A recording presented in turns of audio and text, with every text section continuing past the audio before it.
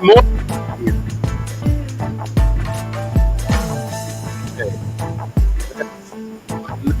the best. What the, there we are. There we are. There we are.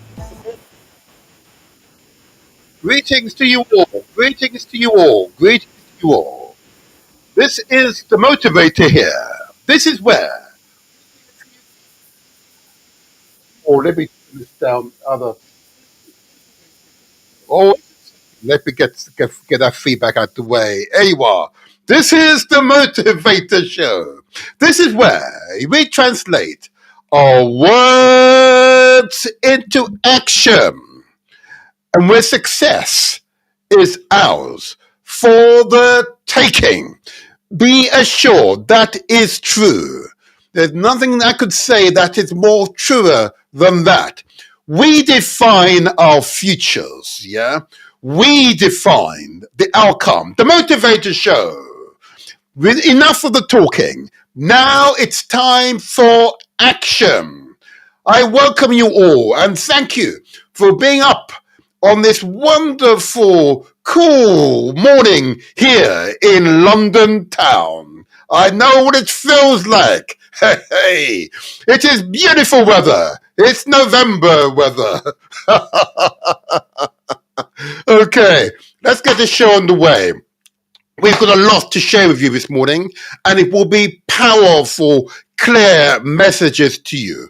Messages that will motivate you to action, not to sit by and watch, but to be an active participant. That's what we want to do, that you become active participants. You feel empowered.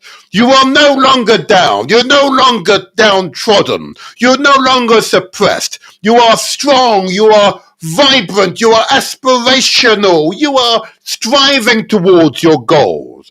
This is the Motivator Show. This is where we translate our words into action, and where success is ours for the taking. Oh yeah, oh yeah, oh yeah. So first of all, let me give a big shout out to the management and pilots at galaxyafiwi.net. What a wonderful group of African peoples. A truly inspired group of African peoples. Sort of people that you can absolutely associate with. I give praise and respect to Galaxy Afiwi management and all those who serve in that wonderful digital radio station. Long may you continue your outstanding works. Okay? And of course, this particular podcast, or show if you like, is transmitted not only via galaxyafiwi.net, it's also transmitted via YouTube and Facebook, where you can both see and hear my personage, if you like. Okay? Now, it's a powerful messages that we will transmit this morning, and therefore they are powerful platform from which to both see and hear myself. Okay, I'll put it up on the screen. There you are. So we're going live via YouTube and Facebook under the Motivator Show banner. But we also sent out an interesting series of messages via Instagram and TikTok. We can now be found on Instagram and TikTok. Instagram, it's _motivator_show. There you are. It's there on the screen. And of course, on TikTok, it's the Motivator Show. And for purely audio transmission, we can be found on the Mixcloud. Yep, for those of you who, for whatever reason, are not able to get us through galaxyafiwi.net, we can be found via Mixcloud for purely audio transmissions.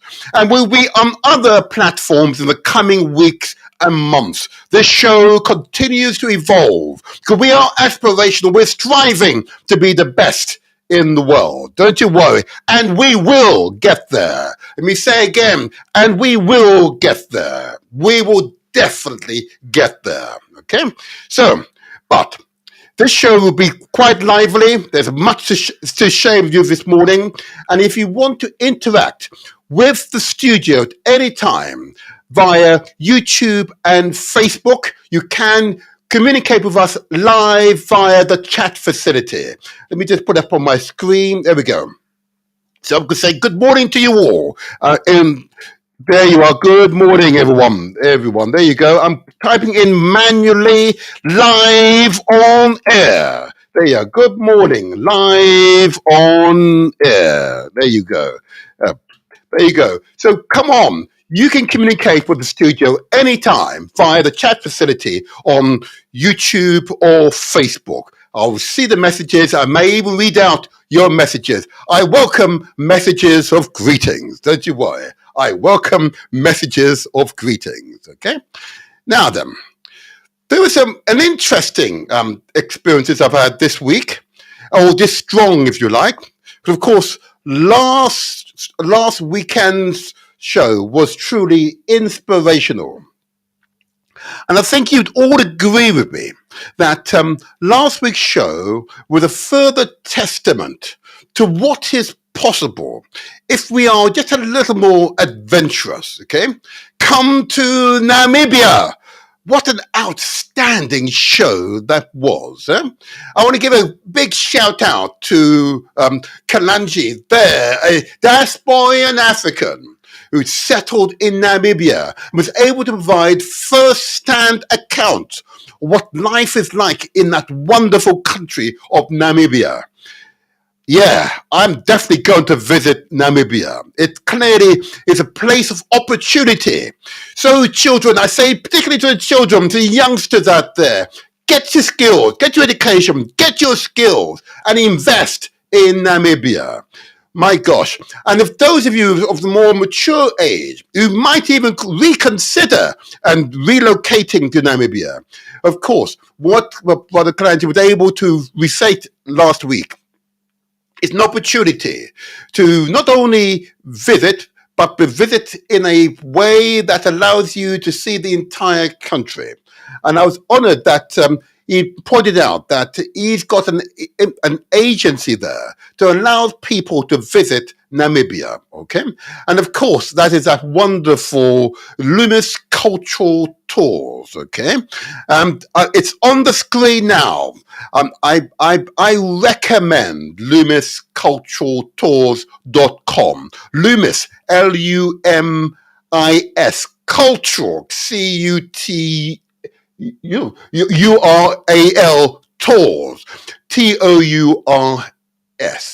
In fact, that one's got wrong, isn't it? That's not correct up there, isn't it? There we are. This looks better. Oh, I'll put the correct one up later on. Don't you worry. I think we've got a spelling mistake somewhere in there. Anyway, LoomisCulturalTours.com. I recommend it to you. Visit Namibia. If you can, in your lifetime, visit every African country. Why? Because you see firsthand reality, not the propaganda, usually negative propaganda, that is said about that wonderful continent of Africa. It is true. We are exposed to undue propaganda.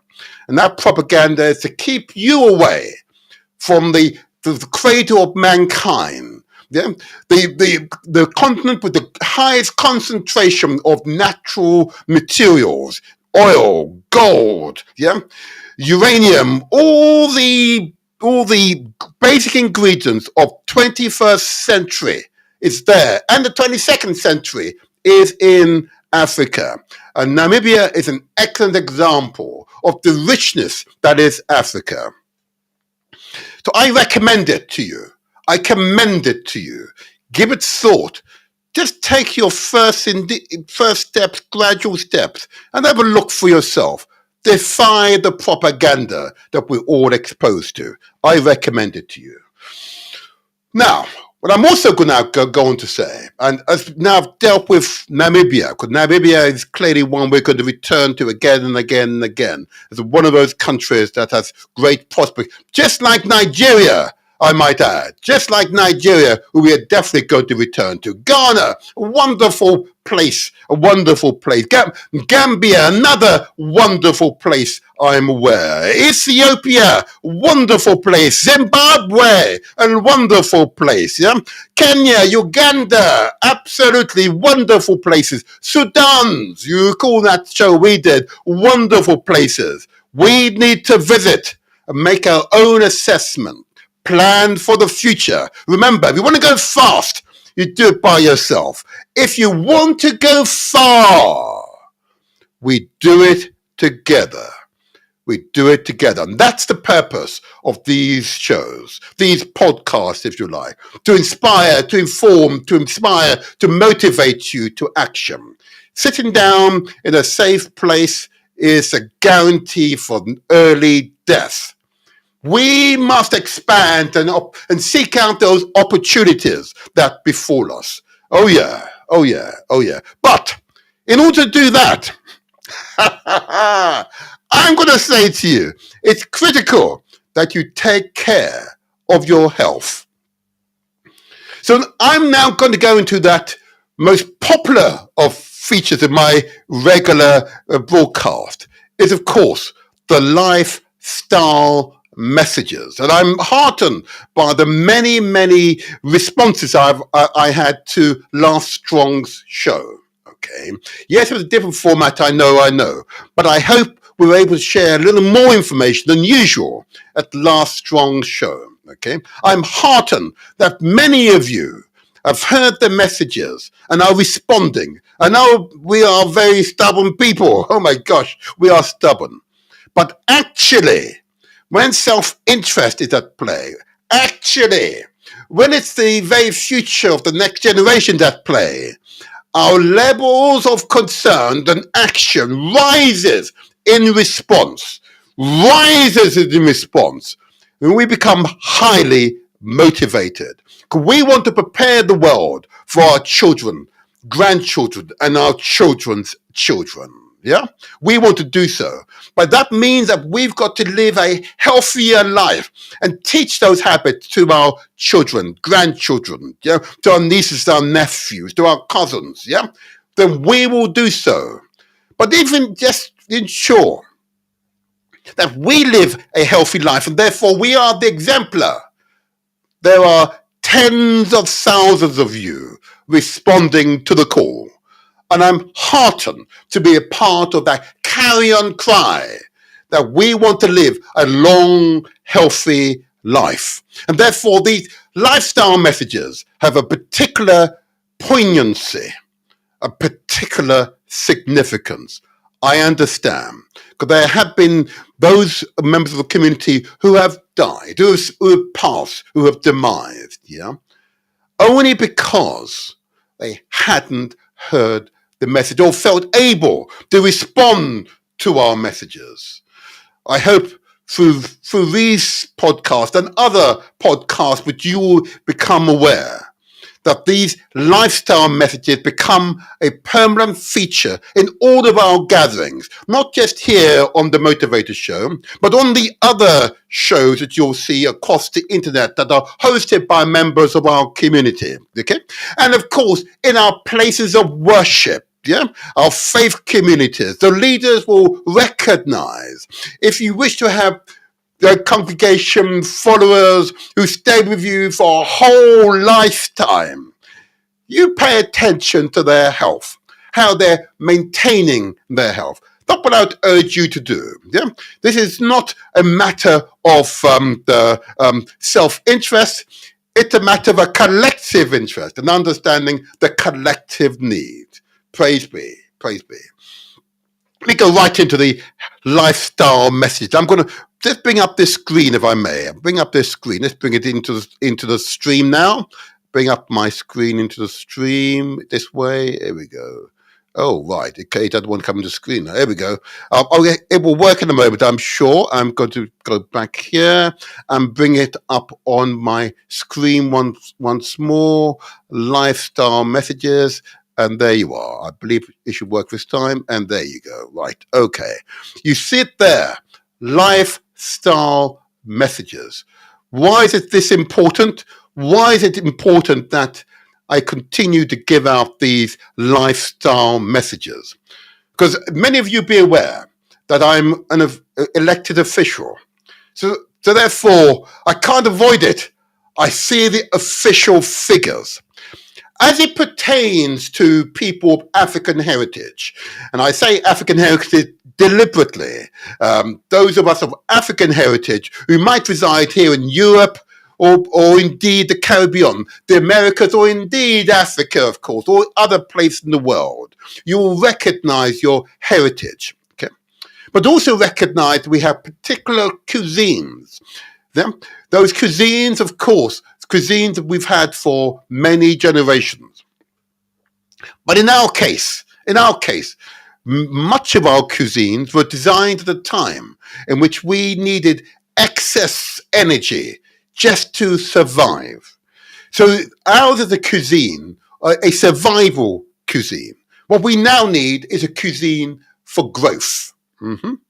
I'm also conscious that the members of the Asian community, particularly from India, Pakistan, Bangladesh, yeah, are also affected by similar really terrifying figures when it comes to general health, particularly those who live here in Britain. Therefore, it is incumbent upon me, each strong, to raise these issues with you for no more than 10, 15 minutes. But I need you to pay attention. And I'm heartened by the feedback, but I do need you to continue to pay attention because this has got to become a part of our consciousness, yeah? Awareness whenever you encounter food. I ask you to consider the amount of sugar and salt that you ingest each day, okay? Why do I ask you to do so? Sugar, there's a clear causal link between the excessive consumption of sugar, you can see it on the screen, and diabetes, particularly type 2 diabetes. It is suggested that in every other family in our community, there's at least one member of that family who's been struck down by diabetes and is now taking artificial insulin in order to manage the condition, which is usually one that is a lifetime condition, but that has to be managed for the lifetime. This is where, of course, the pancreas is not secreting appropriate amount of insulin, or you become numb to it, your body's become numb to it, therefore it's not processing sugar. And therefore sugar becomes a toxin. It is real. I say again, it is real. And it may not affect you today or tomorrow or next week or next month or next year, or indeed the next decade. But there's a 50% chance, I repeat, a 50% chance that members in your family or yourself could come down with that condition. At the direct causal link, the overconsumption of sugar, sucrose, glucose, whatever description you'll see on the package that you consume. I ask you to consider the amount of sugar that you're consuming. I equally ask you to consider the amount of salt that you add to your foods, okay? Now, this is one of those pernicious ingredients we add for enhancement, supposedly. Habitual, yeah? It's habitual. Often we do not need to add the quantum of sugar or the frequency that we add sugar to our cuisines, okay? I simply ask you to consider the amount of salt that you consume each day, okay? And think very seriously, do you need to add it to your food? And if it's purely been added for in flavor enhancement, I urge you to gradually reduce the amount of salt you add so you become accustomed to taste the actual food and not the salt added to the food. Do you hear what I said? The actual food and not the salt added to your food. Okay?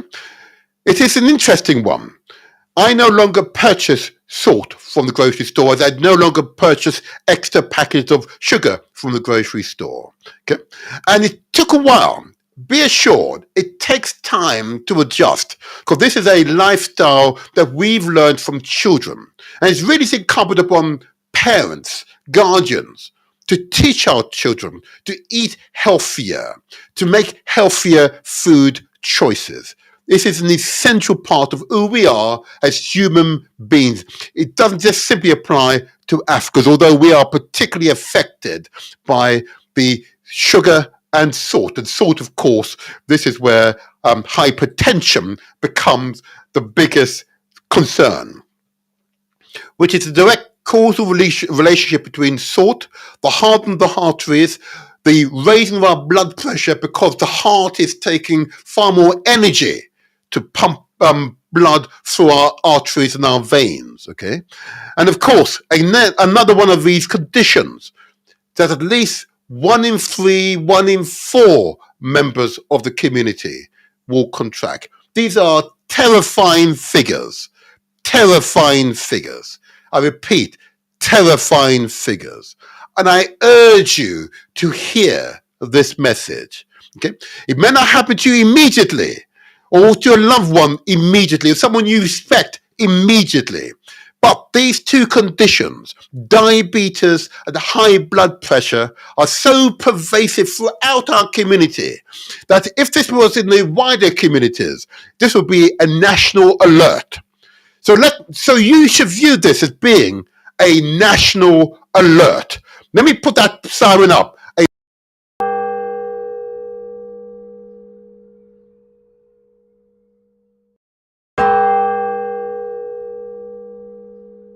Okay, it is a national alert for us.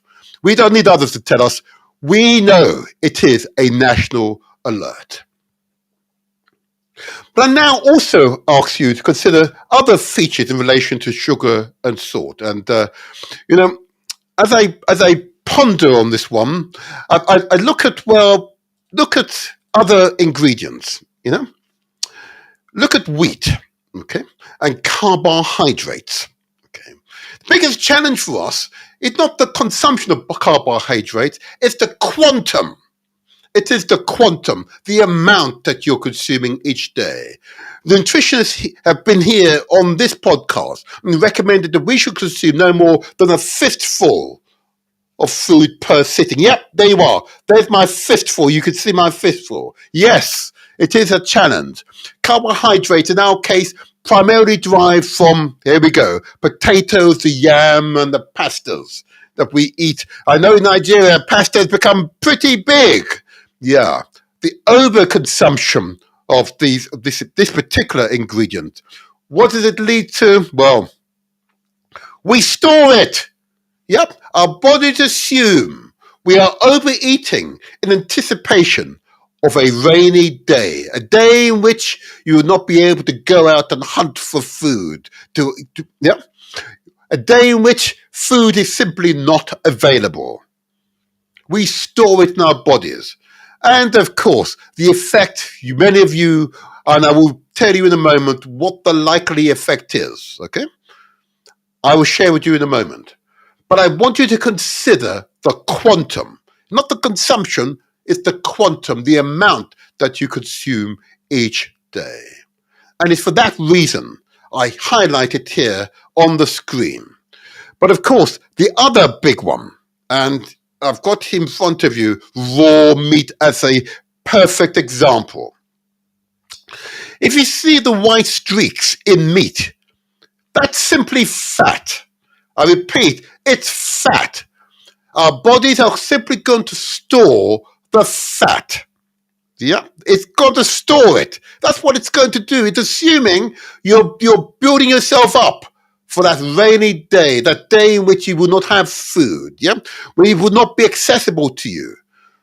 But many of you are living in an environment in which we have an abundance of food around us, an abundance of calories around us. Of course, in storing the food, what that actually means in plain language is that we develop these bloated shoulders, bloated chest, bloated abdomens, bloated thighs, and bloated buttocks, or bottoms if you like, yeah? Yes, in other words, it's a direct causal link to overweightness. Technical term, obesity. Here in the borough that I live in, here in London of Southwark, we're wards in which, amongst the African population, the majority are overweight. I repeat, the majority are overweight, carrying excess weight, with the enormous health consequences that that brings with us. But yet we're not screaming from the mountaintop about it. It is an alert, an absolute danger to us. It is a clear and present danger to us. I urge you to think carefully about the amount of fat that you consume every day. As far as possible, stay away from it if you can. Grill the food if you can. Yeah? Get rid of the fat as much as you can.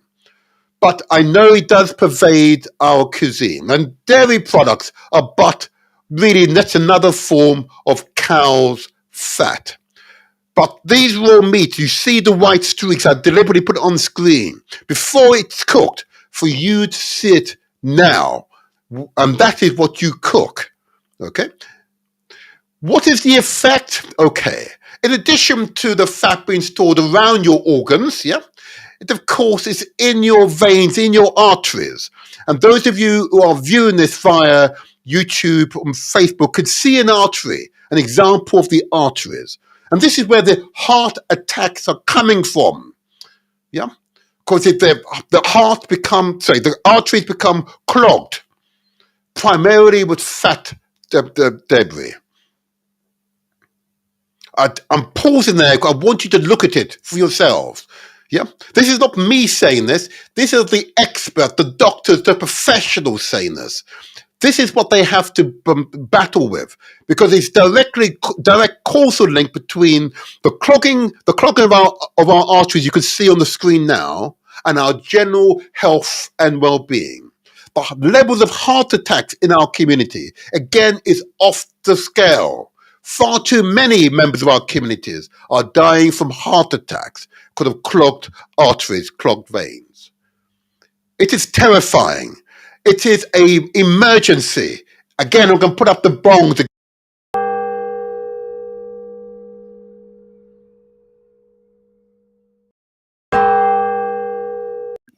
I urge you to hear this call.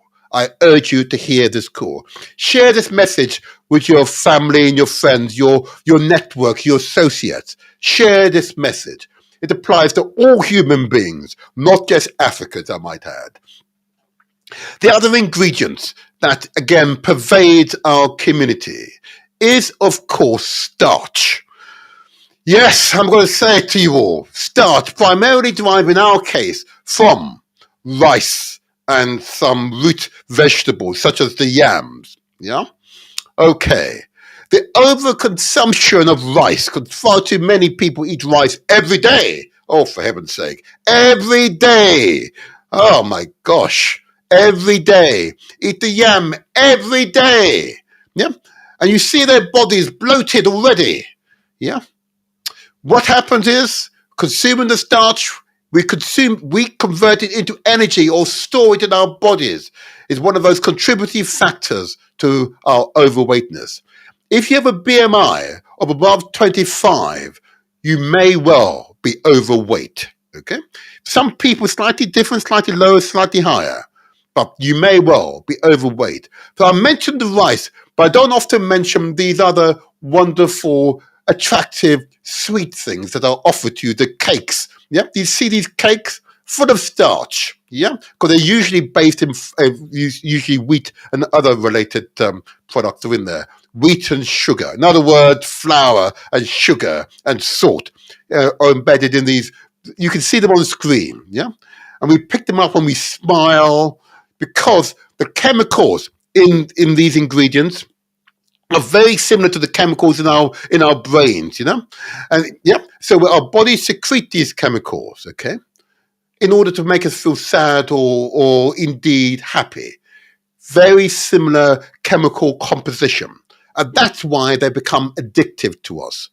But I urge you to think carefully about your diet in this regard. Think about the quantum. It's not so much the food itself, it's the quantum, the amount that we consume each day. Okay? It is, again, a public African emergency, if you like. Yeah? If you're from the Asian community, it's an emergency. I know it's difficult to change habits, to change and modify the cuisine. I get it, I get it, I get it. But far too many members of the community are suffering. And there on the screen, you see examples of what the effect of overconsumption is doing to us. You see the bloated buttocks, you see the bloated abdomens here, you see the bloated chest and bloated shoulders. That is what far too many members of the community are looking like.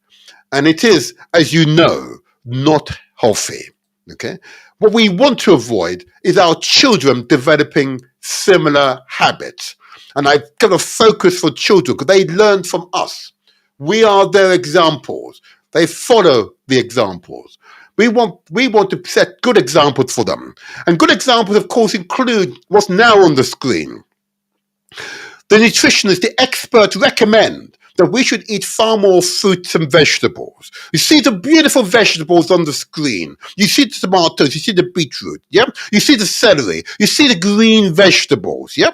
You see the wonderful oranges and melons, yeah? You see the seeds, pumpkin seeds, I would absolutely recommend. You see the pears, the apple. You see the oyenga. Yeah, you see the wonderful avocado there. Yeah, you see the celery. Yeah, you see the lettuce. Yeah, this is the food that human beings are designed to consume. This alone, you can live on this food alone. You don't need all those meat, all that fatty stuff. It's all here. All the nutrition you require are now on screen. A diet would just include what you see on screen is sufficient to maintain your general health and well-being. This is what the experts recommend. This is what the experts recommend. If in doubt, please speak to your doctor, speak to your GP, speak to your pharmacist, nutritional pharmacist, or indeed your nutritionist. They will provide you the personalized advice just for you. But the advice will be akin to what you're seeing on screen now. So you can take control of your health and, of course, your general well-being. I strongly commend these messages to you. The experts recommend, of course, that you should consume at least 2 to 3 liters of water per day. But be aware, much of your food contains water, but you drink water to ensure you're fully hydrated, fully hydrated, okay? You recall Mr. Lizard, yeah? Who came along, the inspired diabetic, yeah? He recommended putting okra in the water, let it soak overnight, and then drink it, okay? Extremely nutritious. It adds vitality to your bodies, okay? Because, of course, you want to be properly hydrated. That is what the experts recommend we should consume, between 2 to 3 liters of water per day. It might vary from person to person, depending upon your height and your mass, of course. Now, of course, if you're doing all this, what is critical? You must exercise. Exercise is life. Exercise is to live. Your bodies demand the exercise. Eating well with no exercise defeats the entire purpose of eating well. Your body is designed to be worked, to be exercised, to be pushed and pulled, to be stretched and to be nurtured. Yeah, you nurture your own body by exercising, going for a run, pushing and pulling, lifting up. Oh, got my weights here. Get my weights here. There you are. Here's my weights. Did this morning. I'm pushing my weights up this morning. 300 press ups with my weights. Oh yeah, this is what you need to do every day. Exercise is a critical part of who we are as human beings. I recommend exercise to you. You see the lady pushing her weight, running up and down the stairs, the gentleman running, and see the press up being by the younger man. I'm sure I could do so many, but there you go.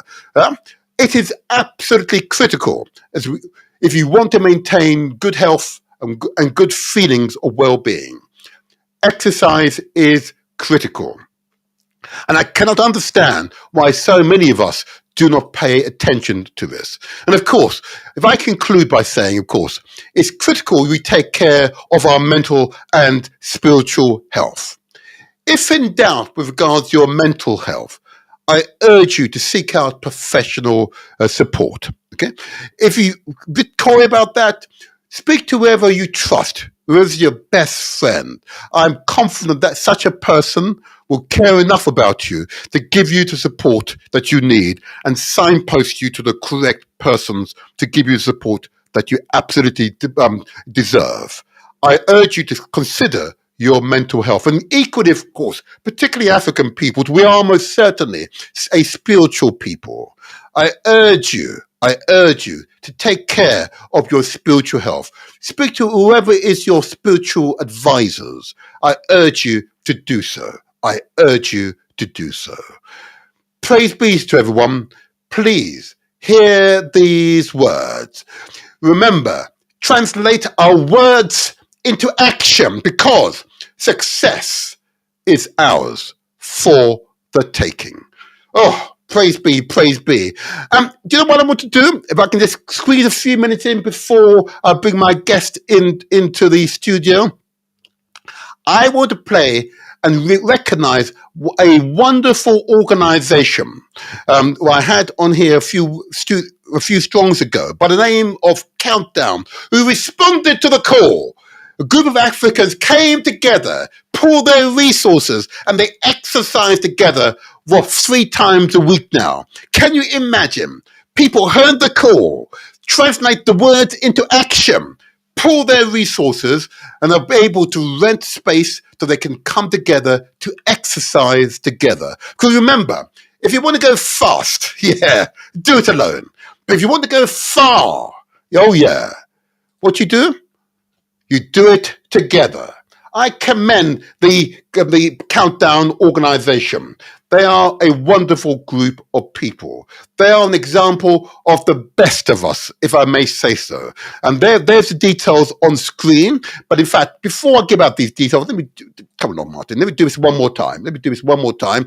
I'm going to play a very short video of theirs, which is an example of the Africans have come together in unity, in strength, common aim, common purpose, and are exercising together. Come on. Give a big shout out to Countdown.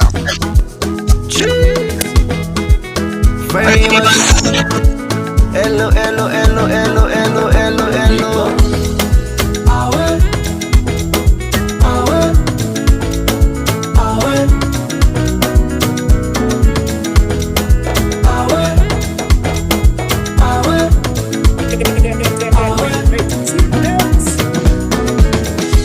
You get one life on leave, me self get one life on leave.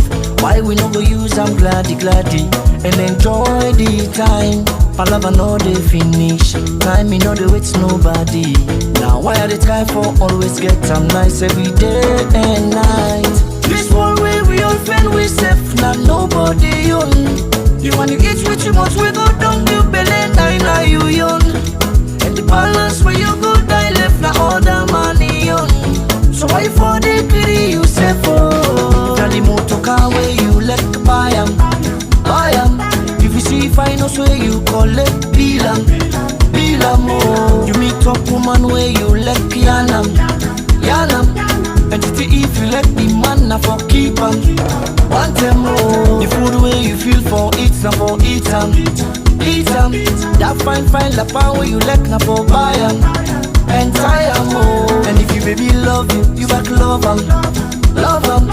But if you love them all now you not for left 'em. Want them more. Cause nobody know waiting tomorrow old. So every day of my life tear old. I fasting enjoyment stay go. Now for land for care for yourself. Nobody love you pass you yourself. All man they fed for himself. Oh. Now why I know they allowed with the other man they pan take me peace away. Me joy away, me smile away. Oh no, make nobody take your peace away. Me joy away, me smile away. Oh no, alright. Every day.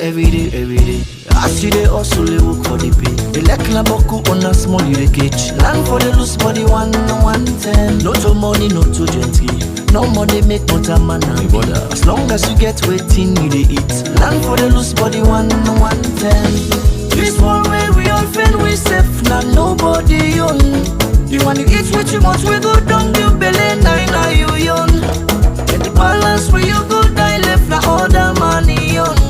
So why for the greedy you say for? Now the motor car where you let buy 'em. If you see finance where you collect, deal 'em. Oh. You meet up woman where you let yanam. And if you let the man na for keep 'em. Want them more. The food where you feel for eat na for eat 'em. That fine la power where you let na for buy 'em. Entire more. And if you baby love you back love 'em. But if you love them all now you na for left 'em. Want them more. Cause nobody know waiting tomorrow all. So every day of my life they are all. A fasting enjoyment stay go. Now for land for care for yourself. Nobody love you pass you yourself. All man they fed for yourself. Oh. Now why I know they allowed with the other man they can't take me peace away. Me joy away. Me smile away. Oh no make nobody take your peace away. Me joy away. Me smile away. Oh no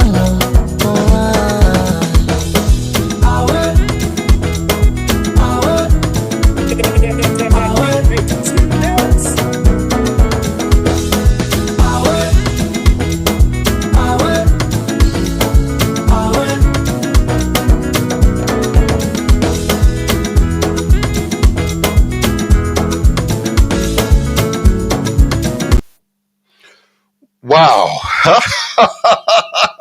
You can but be proud of them, huh?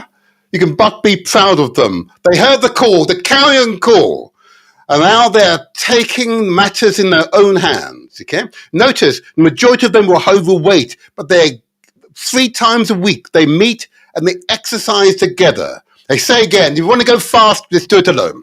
But if you want to go far and it's sustainable, we do it together, pool our resources, common aim and common purpose. I commend the Countdown organization to you all, an example of the best of us. And if you are in London, in particularly in South London, they meet Mondays and Wednesdays between 6:30 and 8 p.m. at the Wharf Methodist Church Hall, which is in Camberwell, SE5, S for sugar, E5, 0EW. And they meet on Saturdays also on between 8:45 to 9:45 in Burgess Park here in South London. If you want to contact them, call this number 07960 803 588. Indeed, you can email them on countdown0405@gmail.com. I commend them to you. Taking control, because as you all be aware, reparations begins with self. Praise be. Now, let's get into the topic of today's show. As many of you be aware that I have in previous weeks been focusing on those who have died so that we can enjoy the freedoms we have today. It's not perfect by any stretch of the imagination, but nevertheless, we still have freedoms, okay? And there are far too many members of our community who have died and have become unsung, unrecognized heroes and heroines, okay?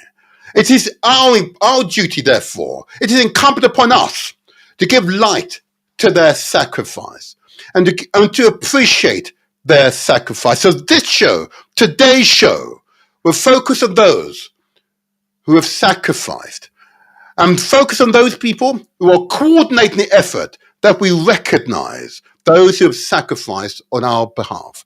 So what I'm going to do is bring in 2 of my guests who are not strangers to the show, but who I want to recognize their work, their sterling work and commitment to the community. Maybe let's see if I can bring this first one in. Oh, what a wonderful face. Far better than mine, I have to say. Good morning to you, Selena. Good morning.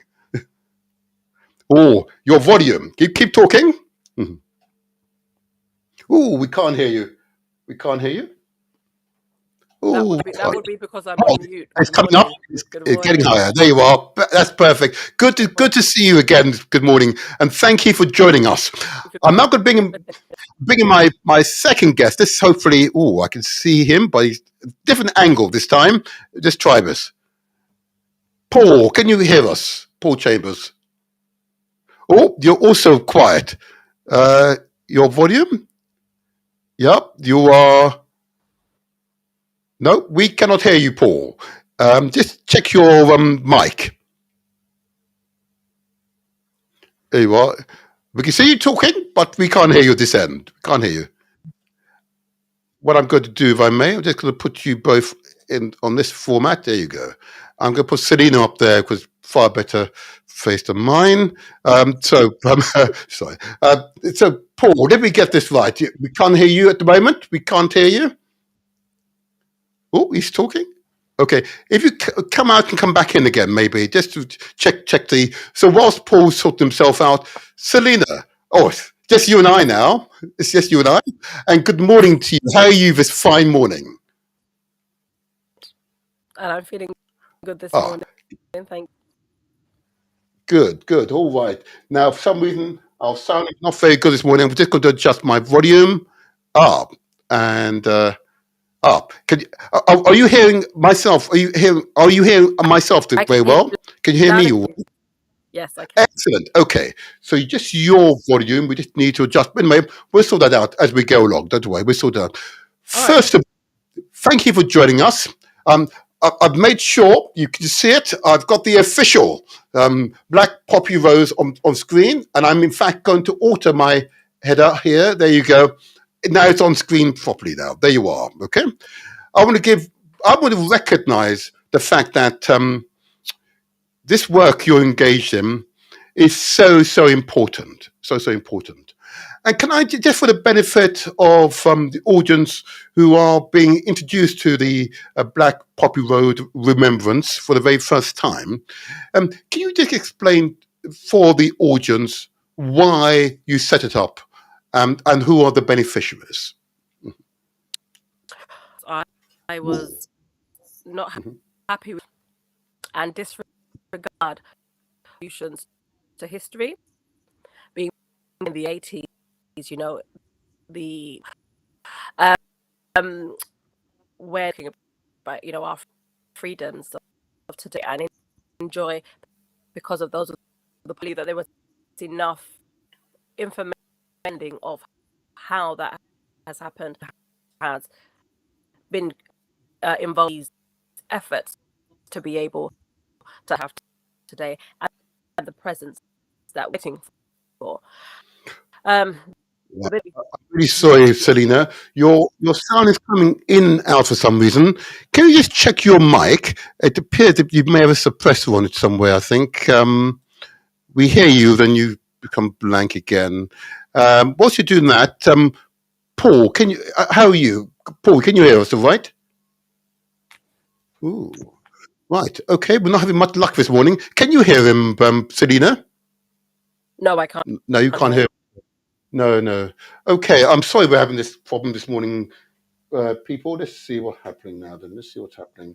Right, I've made all the adjustment my end, people. Now I just want to work out.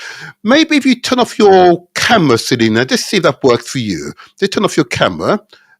Sometimes. Oh, yeah. Sorry, you're in. Are you able to turn off your camera, Selena? Are you able to control your camera separately? Now, if you can speak now, let's see if that makes a difference. Is that better? Oh, it is better. Yeah, it's your Well, I band. changed my internet provider, so let's see. How does it sound now? Oh, Does it that's sound better. better? Get it there now. Oh, you've got it now. Yes. So just start again in response to my question. Yeah. Okay, I started Black Poppy Rose because of the invisibility of history that reflected my cultural history and Mhm. having a dominant human trafficking narrative to make sense of why I'd be in this country or why I speak English or why my name is an Irish name. Mhm. It allowed me to think about what does that mean? What does what does that mean if that's what I'm being told, and who else is being told this, and how long have we been being told this? And when Mhm. we look at, our heroes and heroines from the past, and we look all over the world, we're looking all over the world at them and being inspired by the Martin Luther Kings, or the Marcus Garveys, or Mhm. the Mary Bethune McLeod's, or the Willie Mandela's. But what I didn't understand is when people were trying to say, go back to Africa. Nobody knows where in Africa they're coming from, especially in the diaspora, unless you've been told, unless you've gone and you've seen. Mhm. And then when you're saying that you're black or you're an African, do you Mhm. get to select that you're just a black British? Do you get to select what type of African you are? When we talk about these things, how the idea about boxing us into categories so that we then isolate ourselves didn't make sense to me. So you have to celebrate when you're coming, where you're coming from, your nations, your countries, your identities. But the idea is, how do we bring that together to have a collective remembrance? How do we bring that together to be able to learn our stories where we are anywhere in the world, to see whether or not our experiences are very similar or very different, whatever it is, but learning from one another. So my ancestry, I was born in England. My parents come from Jamaica. Mhm. And my ancestry, due to my blood, not just DNA results, takes me back to Africa, but it also takes me back to Europe. Yes. So when I talk about that, I'm able to share that from my narrative. I cannot speak for every black person in the world. I cannot speak for anybody outside of myself. Mhm. And the idea around this collectiveness is to be able to have individuals speaking from themselves, for themselves, bringing it together. So the common theme in everybody's history is war. And that's what we focus on. The beneficiaries are everybody who wishes to be educated about what's happened in the past, and how we continue to develop new narratives for our children to understand the connectivity between times, even further beyond them, to the relevance to where they are today. Thank you, thank you, thank you, and uh, that's such a powerful response to my question. Thank you, thank you. Paul, are you able to hear us first of all? Uh, we can't hear you, Paul, if you're speaking. I'm sorry. Oh, the simplest way, when you have a computer, I simply say, well, simply reboot. But we can see you now, but we can't hear you for some reason. Uh, Sorry, Paul, we can't hear you. I'm just checking my system this end. It doesn't appear that there's. I suspect you've got a mute. You're not realizing on your equipment. No, it doesn't have the mute on. Hmm, that's interesting. Let's see if I can work this out for you. No, at, according to this, the system should be receiving you. What I was saying in that case, Paul, um, I might have you come in via the phone line in that case. Yep, try the phone line. The one that you've seen in the WhatsApp message to you. Thank you, thank you. All righty. So, Selena, whilst we get Paul sorted out, Yep. can I just take it forward? Of course. Um, I reminded a few years ago when we spoke, we talked about the Imperial War Graves Commission and it's omitting the names of our heroes and heroines from the memorials here in London. Okay, and I understand you've had contact with them, and I believe that situation is now changed or has improved since we last spoke. There is now a memorial for Commonwealth soldiers now here in London. Is that right? So the Commonwealth War Graves Commission, Hmm. the report was about East Africa, and that they are working in East Africa and in South Africa, and there is works to rectify a lot of that work that we had been dealing with in the report.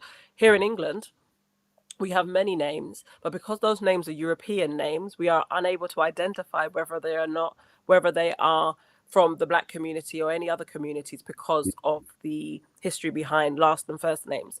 Yes. But what is happening is that due to the exposure through the work that I'm doing, as well as the Commonwealth War Graves Commission, and the accessibility people are having to the information that can be found, there are families coming and actually looking at how they can research further some of the names on the war graves. So, for instance, I was in Taranto, Italy, a few months ago, documenting the graves there because of the Taranto Mutiny in 1918 with the British West India Regiment.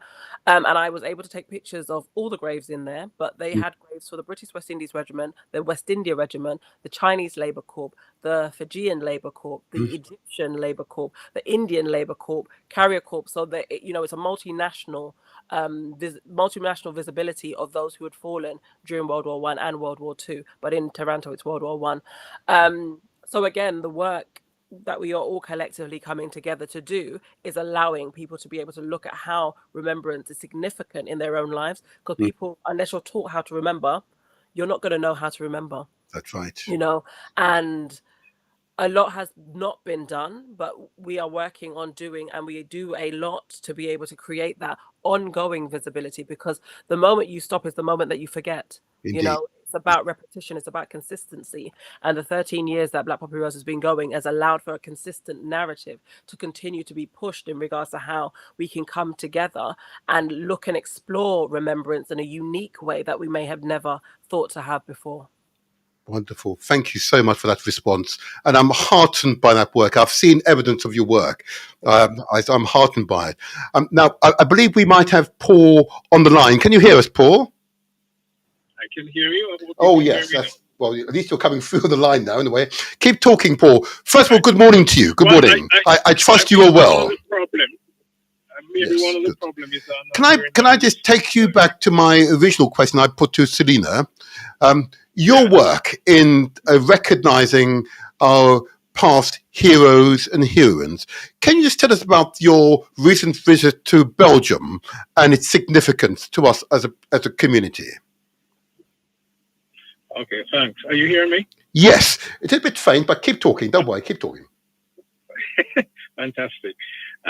Right, so the organization is British West Indian Regiment Heritage Trust, which is an amalgamation of the British West Indies Regiment, which served in the First World War, and the West Indian Regiment, which existed since 1795 up till 1960, breaks in between. We started marching at the Cenotaph in 2016 because we believe that it's important to keep the presence of West Indian servicemen on parade. There was a break in 2015 that wasn't happening. And we thought that that's the best way to continue to show that West Indians, Caribbean people have served and are serving. Mm-hmm. So last year we did our first tour to Europe, to France. It was a one-day tour, and it was successful. So we decided to make it a pilgrimage. And so this year we went to Belgium. This year it was a 3-day tour. We left Friday the 13th, and we came back on Sunday. Okay, yes. The main events that took place out there were Friday evening at 8 o'clock, we went to Meningate and we joined their daily evening commemoration of the missing war. Okay. And just to give a picture, yes. Meningate is a massive structure. It's an arch where a 2-lane road actually runs through at the center of it. However, since 1928, every day, every evening at 8 o'clock, they close the road and they have a commemorative event where pay homage to those who have been missing in the First World War. And on that structure, there are some names of West Indians who were missing from the World War. So that was the first day. And what was special about Meningate on that particular day was that it's the first time ever that steel pan music was played at that event. All right. Okay.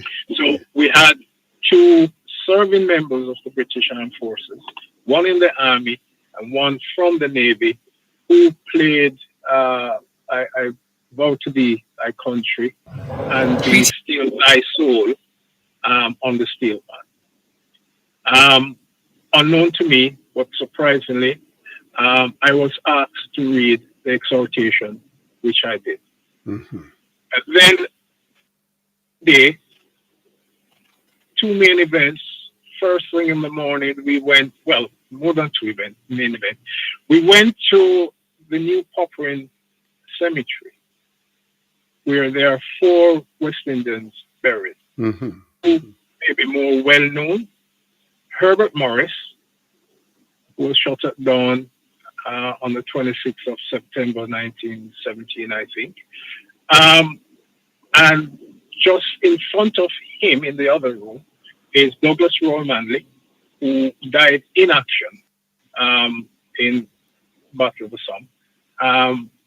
And we went there, we paid our respect to those two and the others that are in the tree. We left from there, and then we had lunch at which was a main place for soldiers to entertain themselves during the war. Right. And then we went on to Listen Hook, where we had the lasted for about an hour and a half, playing and a flag bearing ceremony. And we had, for the first time, a song which was written by a Calypsonian. Mm-hmm. Great, and the song was performed for the first time at that event. Mm-hmm. Also, very special was that the last post was also music. So highly successful. We had coming out with us Brigadier Carl Harris, who is the most senior ever Black officer in the British Armed Forces of Caribbean heritage. Right. And also Colonel Andy Allen, who up to 2008 was the highest ranking of Caribbean heritage. So they both were with us, and a number of other officers. And the deputy mayor of Lewisham, she came out as well. Wonderful. If I may ask you some, Paul, at this point, if I may, that description is truly a powerful description of our effort to recognize our fallen heroes and heroines. What comes after such an event? Between each, I know you go annually. What comes after such an event? How do you spread the word, that knowledge, particularly amongst the community, particularly the young people? And I'll ask this question of Selena in a moment as well. What comes after such an event? Okay. Bright, we at the moment, just into our second year, we're on, but we are inspired by the responses of people. Yes. To what we do. So what comes after is the particular responses from various areas of the population in the UK and also people from abroad.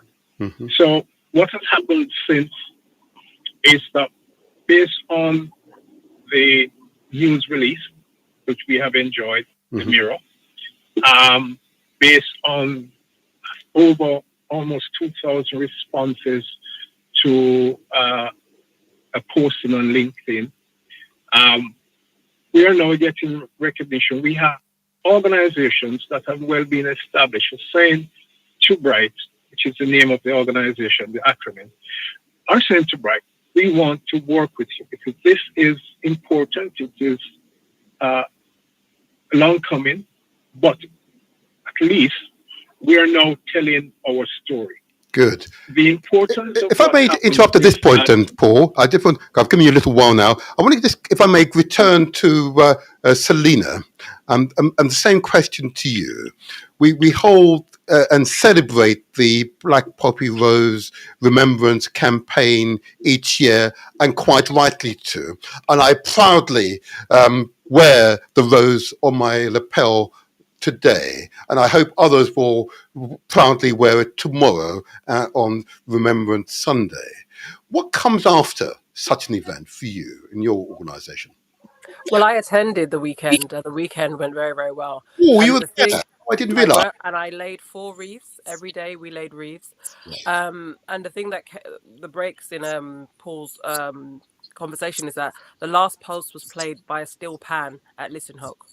Okay. Um, and the song that was commissioned by Alex the Great was about the British West Indies Regiment, and again, that's another piece of history that young people will be able to engage with to be able Mm, to move forward. So, what comes next is strengthening our collaboration. So, I work okay. and will be supporting Bright and their work. I also do work with the Commonwealth War Graves Commission. I do work with the Imperial War Museum, Mm, the National Maritime Museum, Royal Museums Greenwich, and other bodies who are great. responsible for remembrance in the way that we understand. But the idea is also to connect worldwide. So I came back from Belgium a few days ago. I work in France. We're now building links in Germany, um, also in Italy. So we have interest in Italy, also interest in Canada and Jamaica and Ghana. And we're looking at how we can continue to um, encourage families to think about what does their history, what does their past mean to them, and how we can connect that to these connective legacies of warfare and to these understandings and rhetorics about what freedom meant then and Yeah, what freedom means now, and to be able to look at truthfully. Because again, when we look at this, I'm not going to say that because I was going to say something, but I'm not going to say that. We look at through a lens that we have been conditioned to view through. indeed. And when you have something to look at that you can see tangibly with your own eyes, the idea is it allows you to start questioning yourself and your ideas about what has previously been shown to you, or a narrative that has been gifted to you, and Mm, an education that has been imparted upon you. So the idea moving forward is to continue with education through empowerment of identity, mm, of belonging, and of place, mhm. and to be able to use that, because everybody can identify them. Hopefully, we start to identify ourselves, we identify the places we call home and we are coming from, and we look at the connectivity of the histories of those places, and we connect ourselves to those places throughout time. Well said. Well said. I'm thinking, as you know, being a former school governor and working closely with young people, is materials and inclusion in the national curriculum. I understand you may have done some work in that regard as well. The national. Everybody's doing work on that. Everybody is doing work. But when it comes down to change, Hmm. it doesn't happen overnight, and it certainly doesn't happen in 10 years. It Hmm. takes 30 years. And, the centenary only happened, where are we? Almost 10 years ago. Yes. Only 10 years ago. And at that time, the government gave an insurgent of funds to be able to produce projects that now we don't know where they are anymore, to be able to bring forward that information. But Hmm. that was for a moment. And then, as for that moment, what are we doing as collectively to Yeah. be able to continue those moments? So when we talk about resources and information, that needs money, it needs funding, it needs support. Everything that we're working towards needs support, and institutions that we look at and we go to, they're always receiving funding, they're Mm, always receiving support. So the more that we say we want and the more that we say we need, we actually have to invest in what we say we need, so we can continue to develop that and get that outreach out there. We also have to share those resources. We have to share our information, share what we've got, share what we are learning, so that we can then keep pushing, keep bringing more information out there. Because every year, I could repeat the same information every year, but what would that do? What would that serve? How would that serve us? There is so much information. For instance, the Imperial War Museum has over 33 million artifacts and records. And if you don't have a project mm, that identifies with some of those materials don't get seen. So mm, the idea is, how do we encourage conversations to expand outside of the information that we already have access to? How do we encourage that? By developing these resources. So we work with Black Poppy Rose, we work with a number of organizations to develop resources. We are developing our own resources. And again, all of this takes time, and it also takes funds. Absolutely right. Thank you for that very comprehensive response. And I hope those who are listening may well contact you. And before you leave, I'm going to ask you to give out your contact details, so those who are inspired by your words will follow through. Remember, because this is the motivator show. Remember, translating words into action. Because success, of course, is ours for the taking. Paul, you. Interesting response from Selena there, and I'm aware of your good works, and I know yours is a relatively recent organisation, and I know you have been gathering a pace. Give us some idea what the next 5 years look like for your organisation in this field. Okay.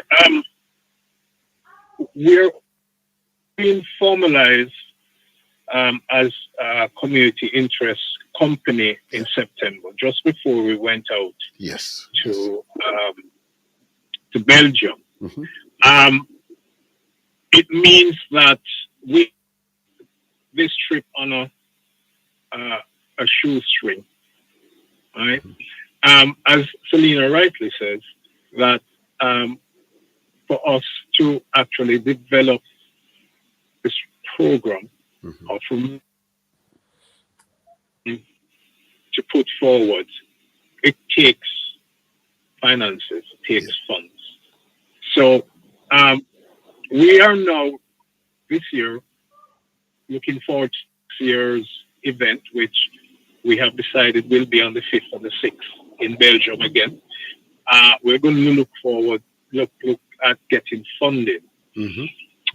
There are a few strands of ideas coming out of this. One is to develop what we call West Indian or Caribbean, whichever name you want to use, military tourism, heritage tourism. Okay. And what this means is that every graves that we find and identify came from a family, came from an area in the West Indies. And we are determined to find relatives and generations of relatives of these people and to show them where these loved ones who never were able to return to the country live, are buried. Mm-hmm. And so we can actually facilitate people from wherever they are in the world to come and pay their respect. One of the things I forgot to say that was very touching about our event on this Saturday mm-hmm. was that we actually brought soil back from the Caribbean, and after the last post, actually sprinkled the soil on the 21 graves that were at Listen Hope to say to them, listen, we have not only brought back the music that you heard when you were living in the Caribbean, but mm-hmm. we brought back the soil, mm-hmm. we brought the soil to them because they never made it back to the soil. Powerful. So that was Powerful. very, Powerful. very a sentimental thing that we did. Powerful. So that's one thing. Mm-hmm. To develop a program that we can connect and find the relatives of these people. Okay. To identify where they are, yeah. and to facilitate people visiting the graves or that exists throughout Europe. Then we're going to move on to other areas in Europe. There is Italy. Then we will go to Africa. There are graves in Sierra Leone. Okay. Yeah? Yes. There are graves even in Egypt. So as each year rolls on, we will decide on where we go next to find evidence that West Indians served all over the world. If I may ask you, Paul, where you intend to go next year? While Paul, we're there. Sorry, Paul, can you hear us?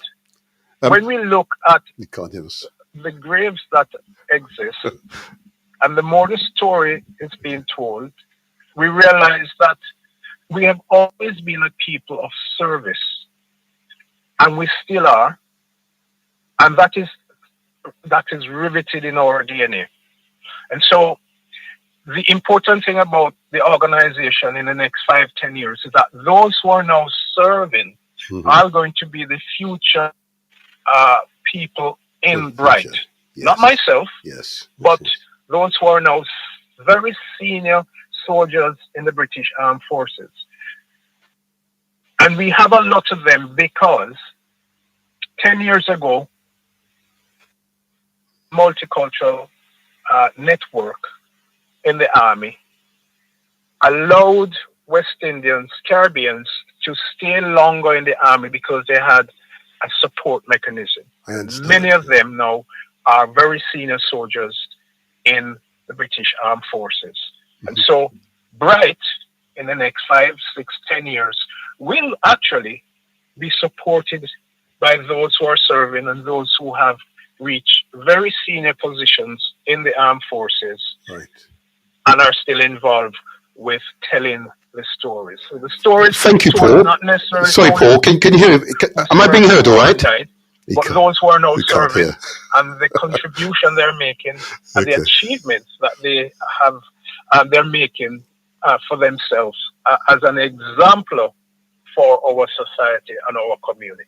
Thank you, Paul. Thank you for that response. That's very comprehensive. In other words, serving military officers are likely to join Bright and extend its work.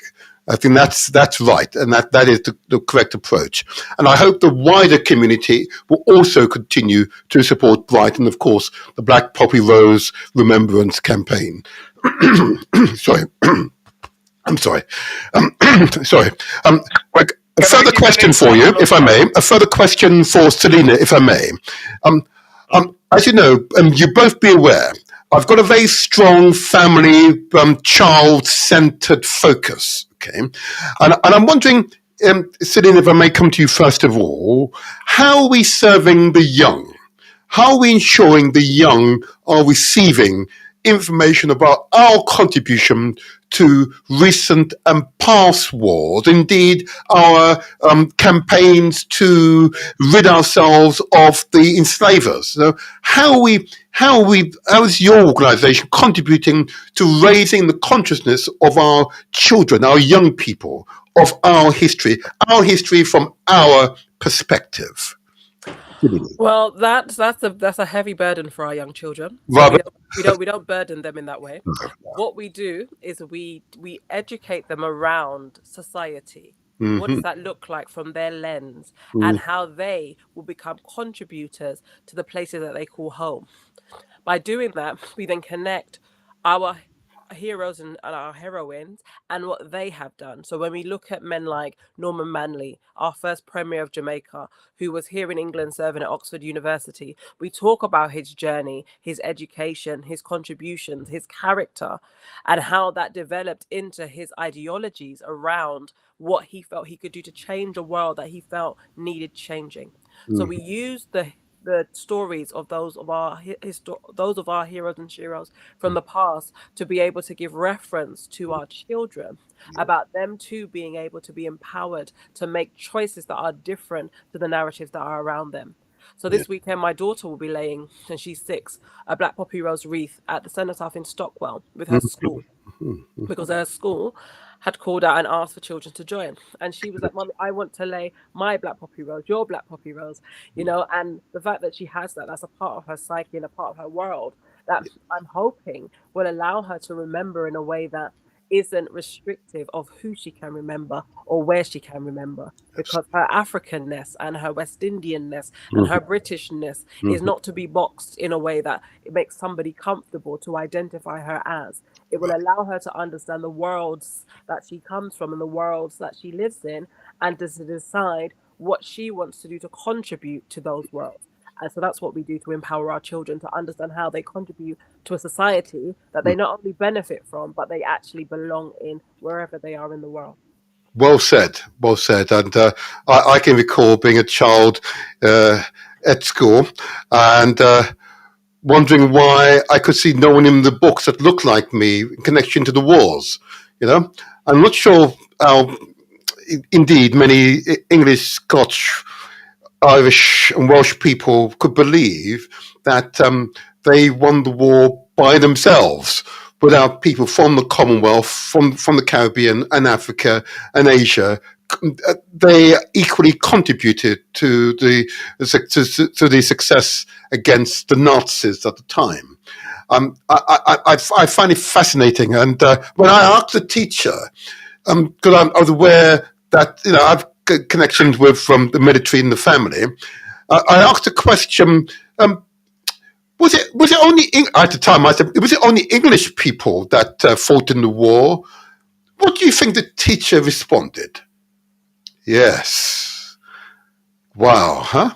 And And I, again, mhm, a lot of the conversations that we're having, we're past that. So mhm, it doesn't matter what anybody else has said. It matters what we're saying now. It matters what we continue to say. It matters what we continue to unearth. It matters what we continue to share. Because once, the present is an evolving time, indeed. and many of us get stuck in the past like quicksand. Hmm. Our jobs are to visit them. So Sankofa means to go back and bring forward. So, and then this is also the equivalent of the bird, to be able to move forward and keep looking back. Our jobs are not to remain in the past. Things in the past have happened in the past. And, we can see many similarities in the present, but history does not repeat itself. Education is repeating itself, and our experiences are very different because we are now in these times. So Hmm. what was once said is no longer being said by everyone, and as a result of that, how do we encourage Hmm. different groups, organizations, and environments to be able to be receptive Hmm. to narratives that are inclusive of a global perspective? Hmm. That's where we live, that's where we are. So when our children when we talk about diversity, every single living being is diverse. Absolutely. So to be able to give every single living being a voice, it's going to take a very, very long time. So how do we now look at what references us collectively to be able to put those voices into that same space? And especially being in this country, on the 8th of November, King Charles III was seen wearing a black poppy rose. Indeed. Yes. So And I saw this and I was And impressed. according to news reports, he's supposed to be laying a different wreath this year for the first time. So in his genealogy, his mother, his grandfather, and his grandfather, because the poppy's four legacies for his generations, that hasn't happened before. So we're looking at times changing because of all the work that so many people are doing, have been doing, and continue to do. Why we are able to keep having this conversation, why we keep building and bringing more, why we keep building more initiatives to be able to make that connectivity, why we all can't do the same things. We have to bring our spins on different things and then work together on how we can support that. That's where we are right now, and that's what I'm hoping our children are able to see. You don't have to join anyone, you can work with them, alongside them. We don't have to be in people's organizations to be able to support them. We don't have to be donating every month to be able to say that we're doing, once or whatever it is, buying a pin, donating, booking a workshop. All of that's an investment. Sharing a tweet, sharing whatever it is that we that's where the support is. That's where the investment comes from. And it's about being conscious that by continuing to remember, continuing to support, that the histories that we are saying we want and we need, we continue to get them, and our children continue to see the gaps that we may be missing, that we are missing, that they can also fill. Beautifully said. And I'm going to press you a little longer, and I'll come back to you, Paul. You have a new logo, okay? And I've studied your website, and I've encouraged listeners and viewers to go to the blackpoppyrose.org website. It is jam-packed full of inspired information. But the meaning of the new logo, can I just ask you to give a quick summary? Because it really is fascinating when I studied this and I started to do the background research. And wow, this is powerful. Tell us the meaning of the logo.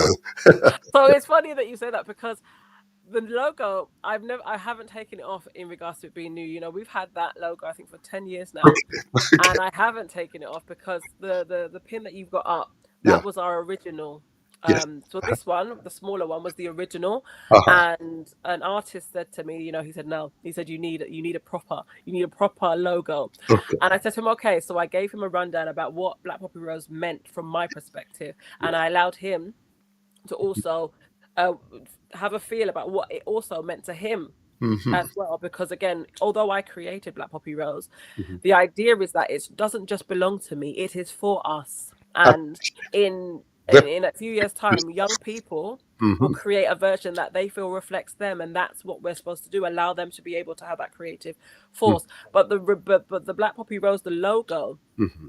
which is not what is on the screen, and I encourage everybody to go to the website to have a read of it. It talks about a depth of connectivity that transcends history. It's about, that spiritual interconnection that you have with yourself.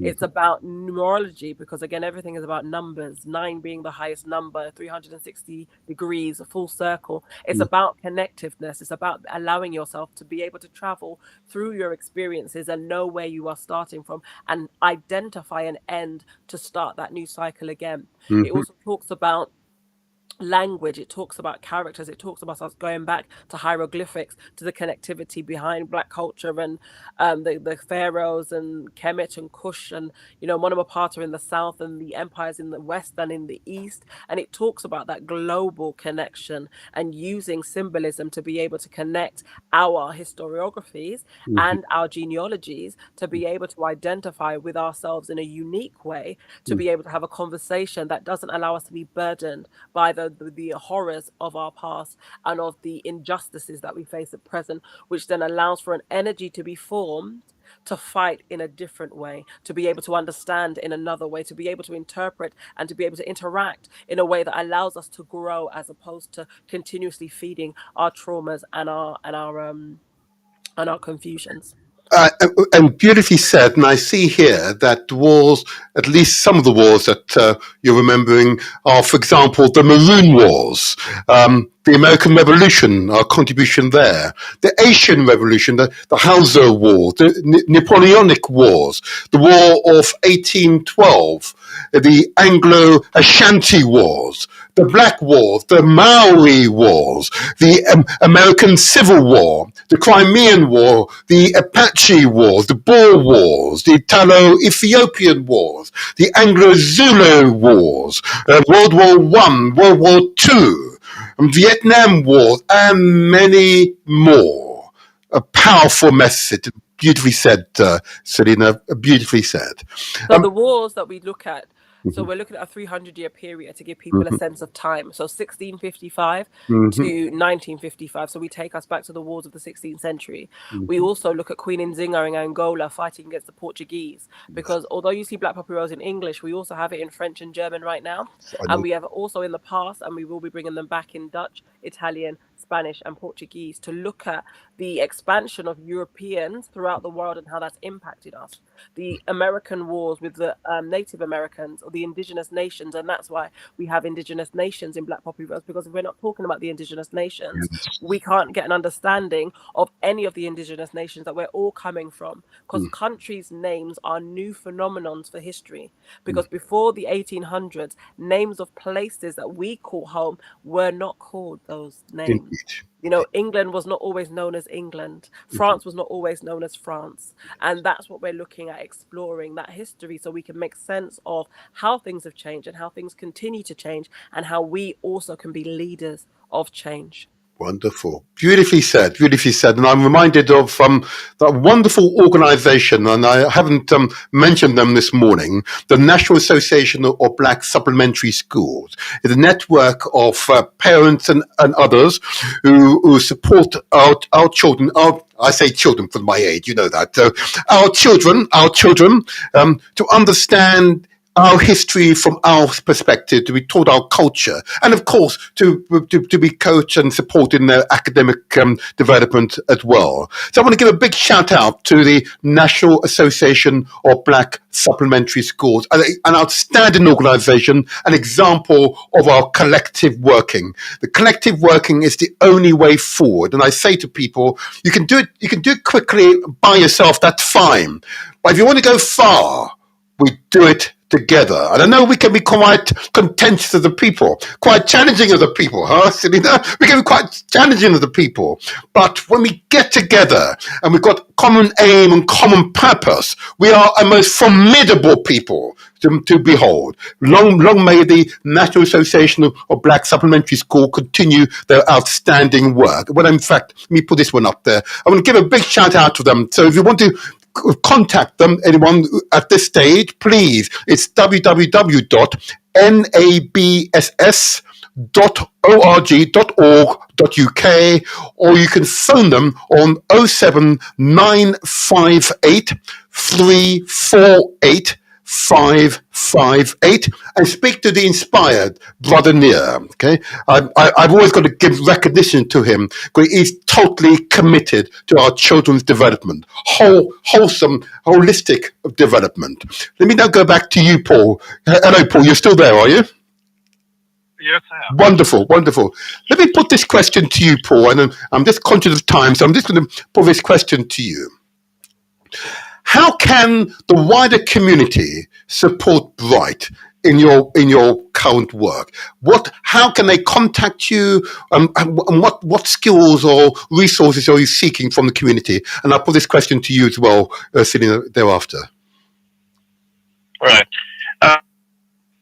We're still in. Well, I can say we have moved from the embryonic stages. We haven't even built our website yet, which we'll be doing in the next 4 or 5 weeks. Okay. Support by funding. Okay. Our funding efforts is important. Okay. We are going to move into the phase where we accept membership of individuals, members from affiliate membership from other organizations.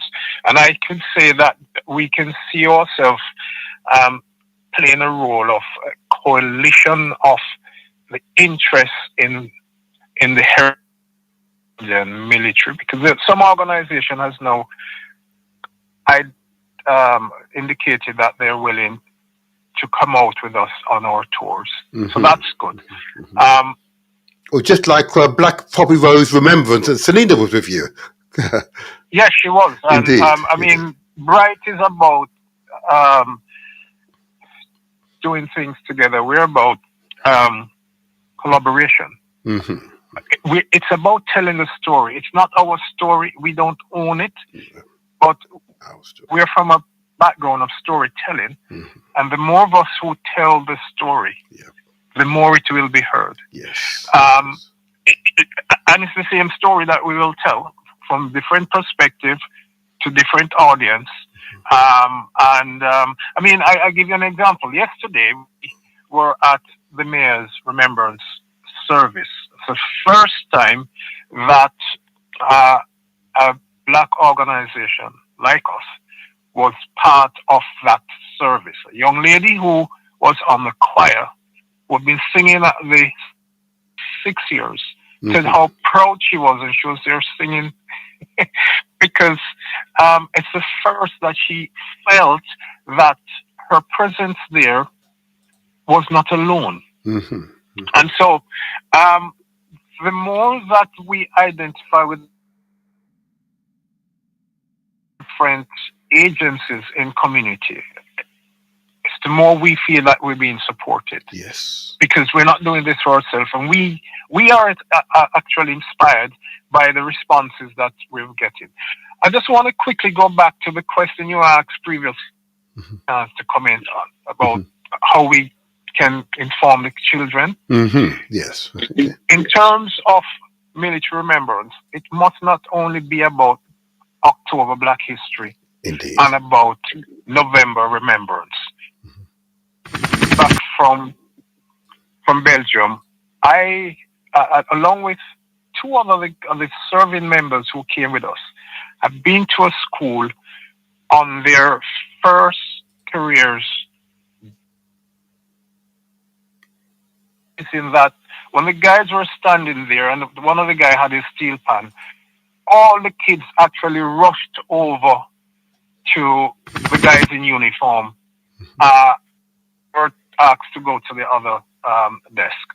So what I'm saying is that we need to engage throughout the year, not just at Remembrance, not just during Black History Month, but we are looking at next 12 months where we will be doing various different things in various aspects of our community. Okay. So in terms of the support, well, below our website, we will be sending out the link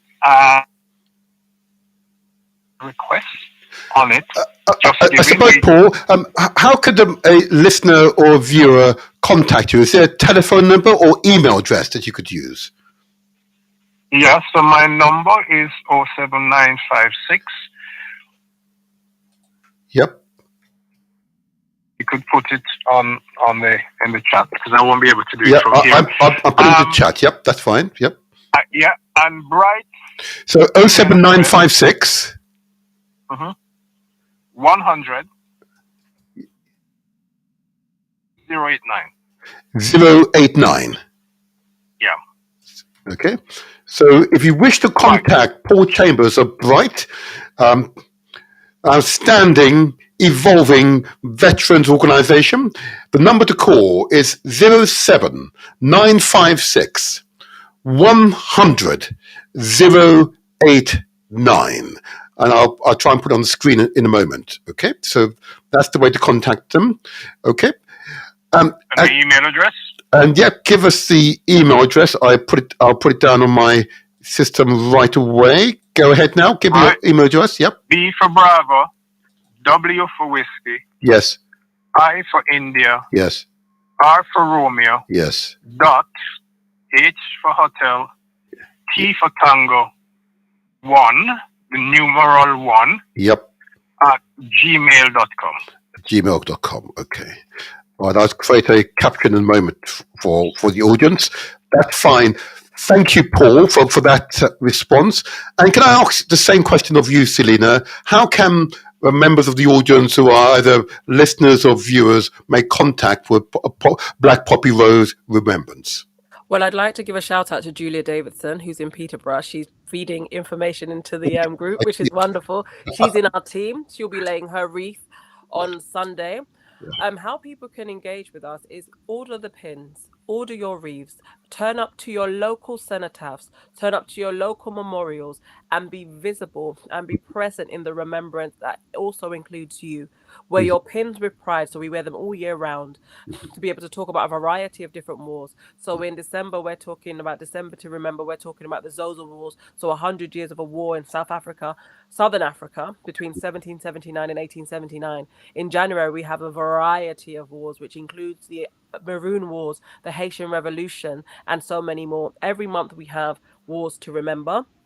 We have conflicts to remember. We have interactions that we have made in history to remember. So we use them. So we use a symbol to be able to have a transnational conversation. So how you support us is you buy our pins.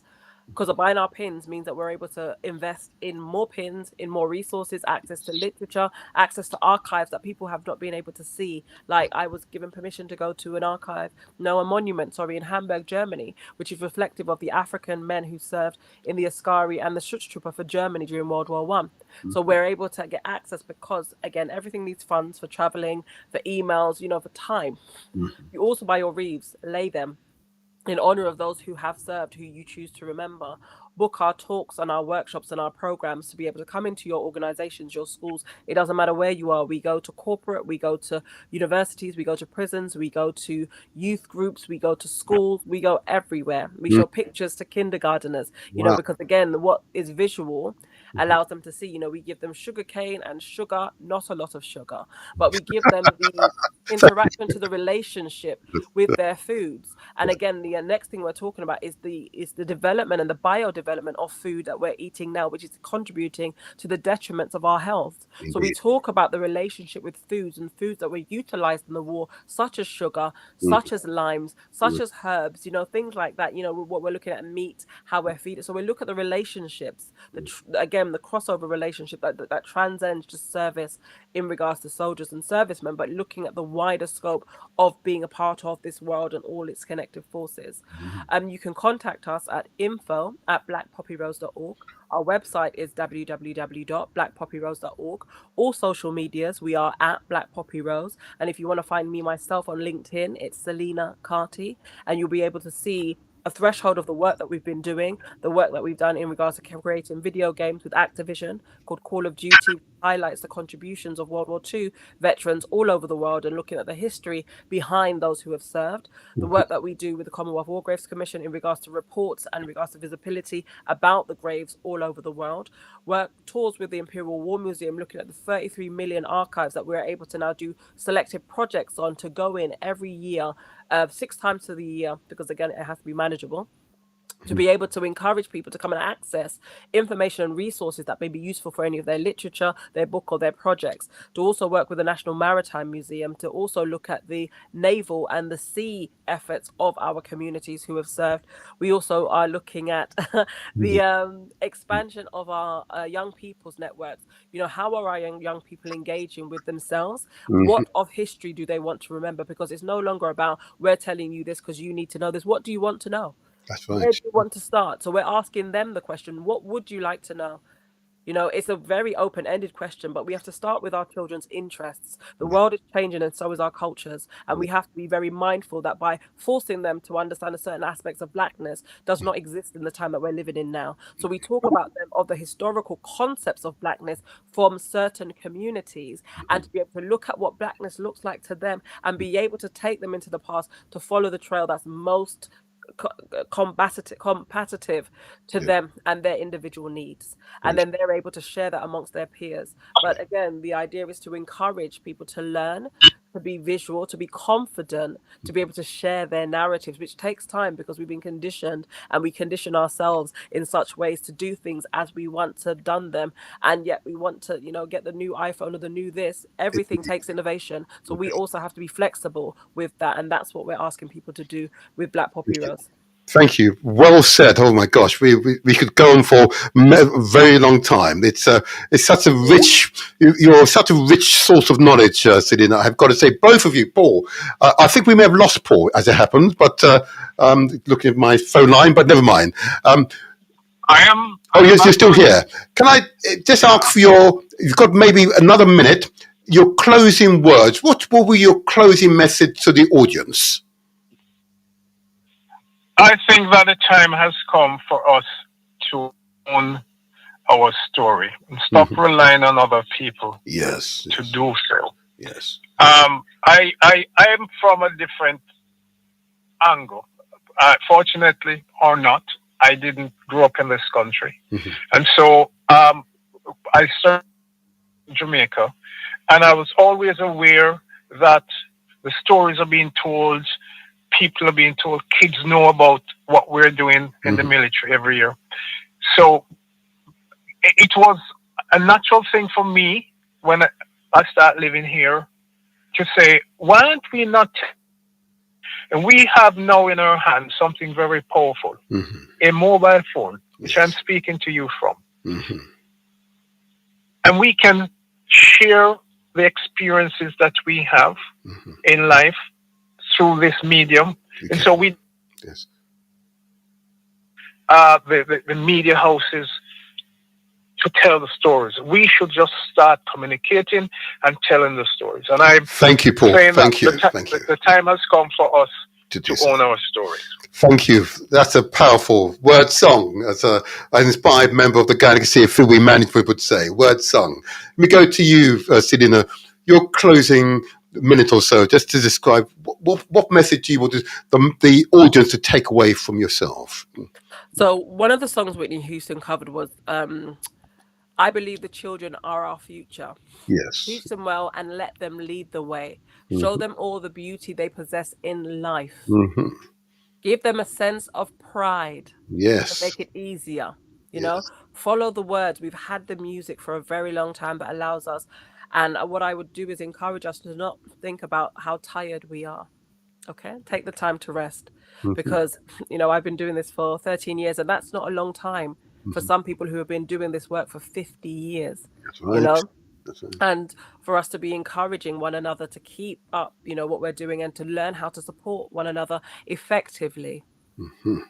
and by doing that allows us to be able to engage in what's happening and what's going on worldwide.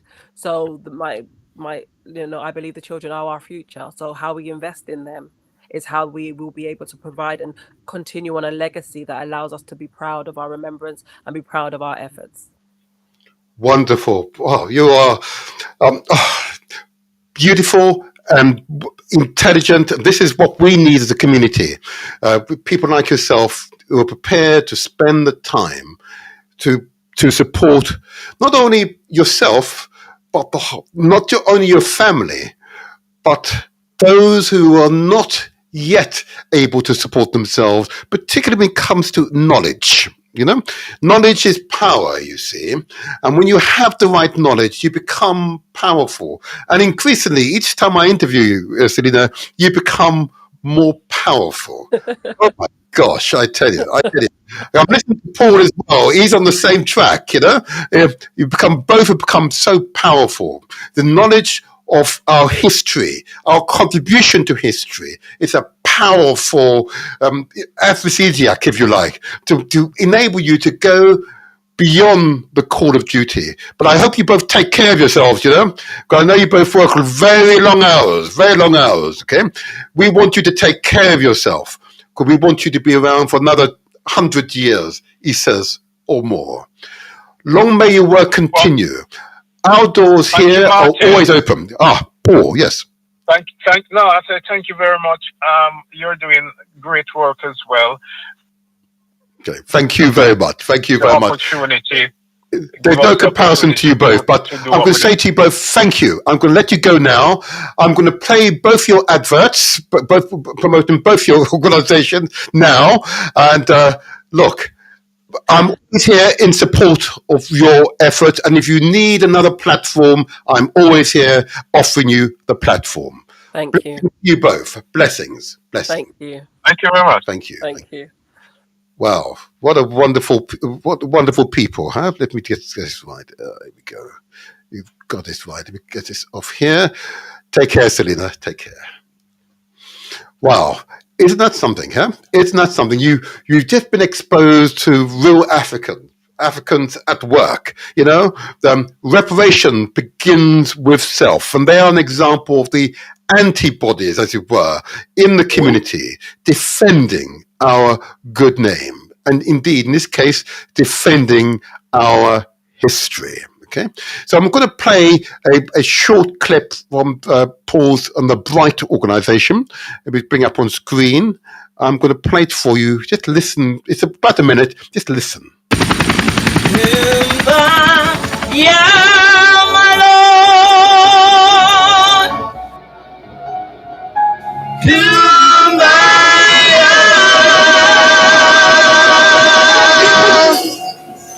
Hey. Back to where you're from.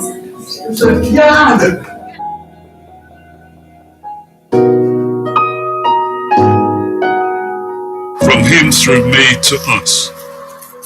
Let God's people say, Amen. I'm so happy to be with you. And I drank a very good wine. Which is Western Days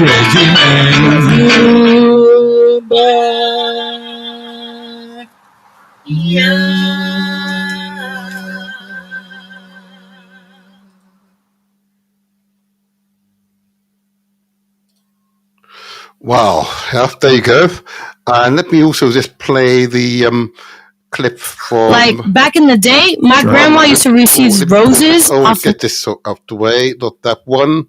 We get rid of that one. Hold on a second. We get the right one up. There we go. We find the right screen. We find it for you.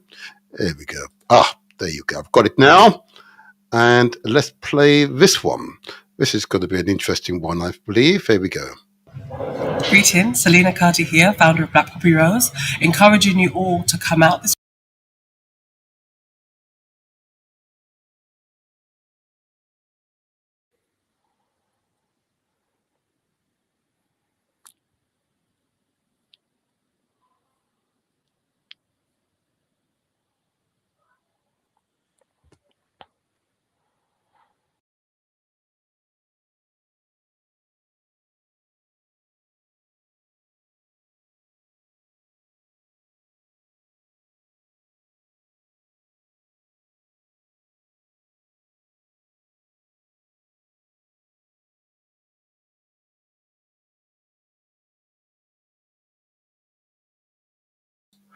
to get up on the right. I had to get the right picture.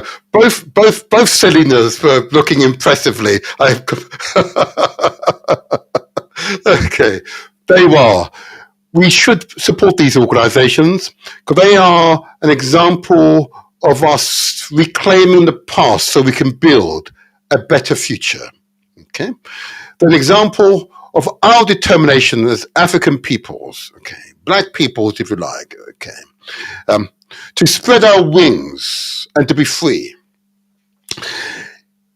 It's an example of our aspirations for the future, yeah, that we sit alongside all the communities of the world, yeah, common aim and common purpose. We are but one human species, but we divide ourselves up into these separate parts. But actually, we're but one human species. And what you've heard today is but an aspect of that species. In other words, the experience of African peoples. In these battles, in order that societies, civilizations can continue and not be overtly oppressive. I say overtly because there's still a certain amount of oppression still in existence. But nevertheless, what both organizations offer is hope for the future. And keeping in mind that these shows are designed not for you simply to listen and to receive information.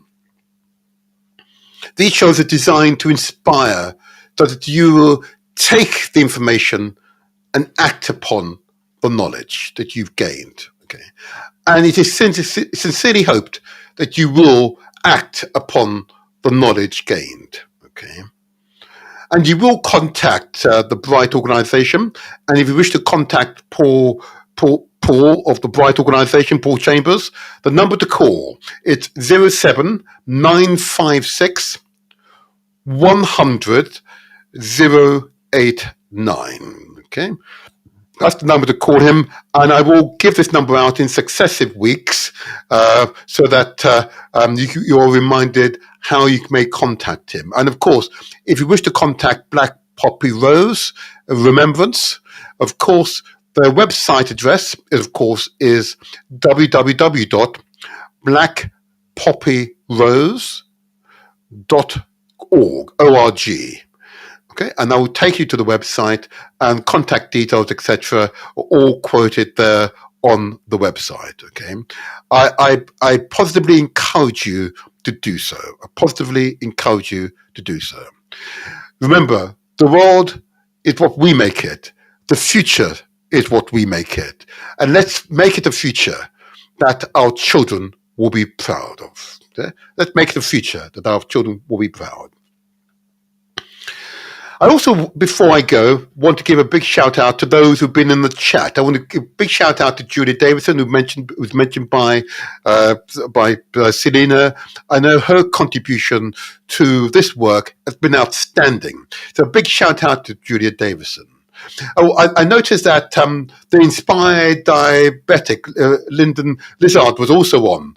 Thank you, Lyndon, for listening and thank you for your outstanding work. Okay, long may you continue to do so.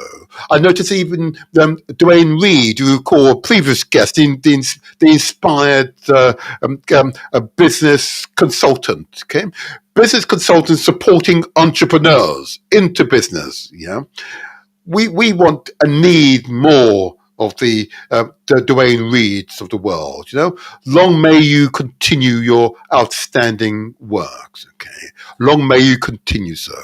And those of you who have not rung in, who have not interacted with us via the chat facility, look, I get it. You're watching this, okay, but please, if you're viewing us by YouTube or Facebook, I urge you, please give us the thumbs up. Okay, give us the thumbs up. There you are. See the thumbs? Give us the thumbs up, just so that gives that's a further affirmation. The content of today's and past podcasts, past shows have met with your need, and it's inspired you to think about the issues at the very least, if not act upon it and get involved. Please give us the thumbs up. Better still, why don't you just, it's free to subscribe, and therefore you receive advance notice of the next show that I put on in the next Saturday. Okay, so please subscribe if you're on YouTube, and if you're on Facebook, please follow us on the Demotivator Show. Yeah, follow us on the Demotivator Show via Facebook and spread the word. Encourage others to follow us on the Demotivator Show on Facebook. Please. What it does, it gives further affirmation that we're on the right track. The substance is really wholesome from your point of view. And indeed, we are delivering messages that are meaningful, impactful, both for you, your family, your friends, your network, your associates, and beyond. It's further affirmation. It's good to receive the feedback from yourselves, and I'm grateful for all of you who have feedback. I want to give a big shout out to Kwame. I want to say thank you, Kwame, for listening in. Most certainly, your works are always outstanding. And you mentioned Nubian Jack, a past guest on this show. And yes, he remembers contributors from our community and ensure a plaque is placed up on the walls, on the houses that African persons contributed to our community, British society, or indeed the world, are remembered. Their plaque is there. Yeah, absolutely. Thank you, Kwame. Always very thoughtful. Thank you so much. And I'll just say in closing, there are times, of course, in which we have reason to pause as a community and consider what it is we're doing. Okay, but I know I've recently started repeating these words. If you want to go by yourself, and you want to go fast, you do it alone. And if you want to go far and sustainable, we do it together. I've started saying this because it's been apparent to me too often I am encountering lone rangers in the community. Okay, and we discuss the idea of working collaboratively, but don't do it. Don't do it. You're simply not doing it enough. We must collaborate, okay? Overcome what barriers, and they're usually artificial barriers that are there.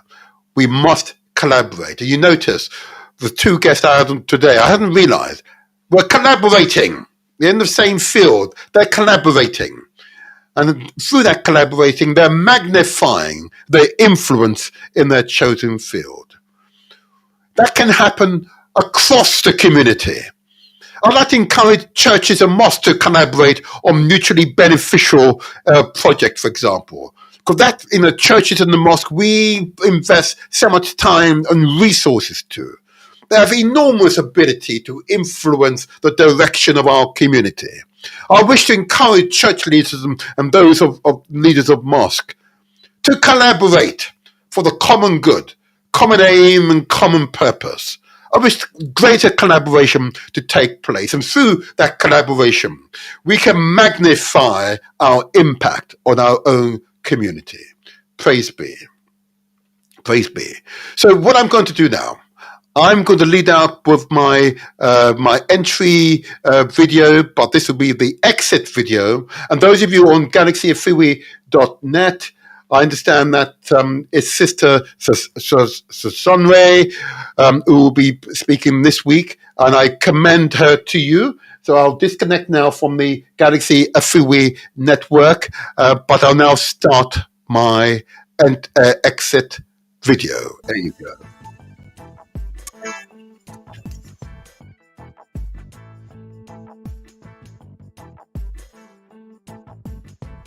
Until the next song, I remain the motivator. This is where we translate our words into action, and where success is ours for the taking.